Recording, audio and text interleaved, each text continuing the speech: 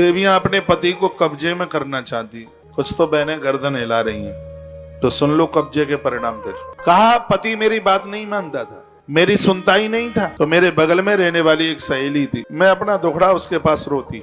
मैंने उसे कहा कि ये आदमी मेरी बात नहीं मानता, कैसा ये ऐसा कोई उपाय है क्या कि ये मेरे पूछे बिना कोई काम ही ना करे।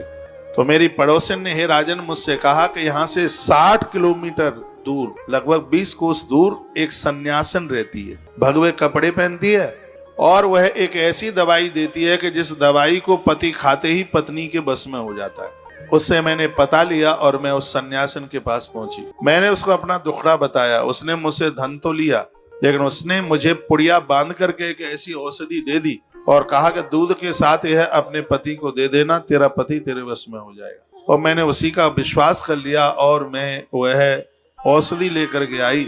रात्रि को सोते समय दूध में घोल करके वह औषधि मैंने अपने पति को दे दी। और तो नहीं किसी को चाहिए ऐसी औषधि, मेरे पास भी है, वशीकरण की औषधि है ना मेरे पास, चाहिए किसी को, लेकिन मेरे पास पुड़िया वाली नहीं है, मेरे पास दूसरी है। पति कभी तुमसे दूर नहीं जाएगा, तुम्हारे आसपास ही घूमेगा, दवाई है, तुम नहीं चाहोगे तो भी मैं दे रहा हूं।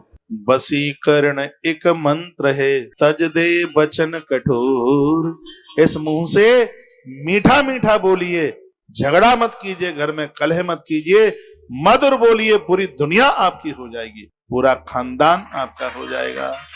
ये सबसे बड़ी औषधि है। पता नहीं उस सन्यासी ने तो क्या दिया पुड़िया में। वर्णन है कि उसने अपने पति को दूध के साथ घोल करके दे दिया। जैसे ही वह औषधि मेरे पति ने ली तो मेरे पति का शरीर गलने लगा, पूरे शरीर में कुष्ठ हो गया, उसमें से रक्त और पीप चुचाने लगी, उनकी देह में, उनके शरीर में कीड़े पड़ गए। वो गिड़गिड़ाने लगे और कहने लगे, देवी कैसे भी मुझे माफ कर दे, मैं तुझे छोड़ करके कभी कहीं नहीं जाऊंगा, कैसे भी मुझे बचा ले। जब वो गिड़गिड़ाने लगे तो मैंने कहा कि अब तुम होश में आ गए, पहले ही मेरी बात मान लेते तो ये सब नौबत ही क्यों आती।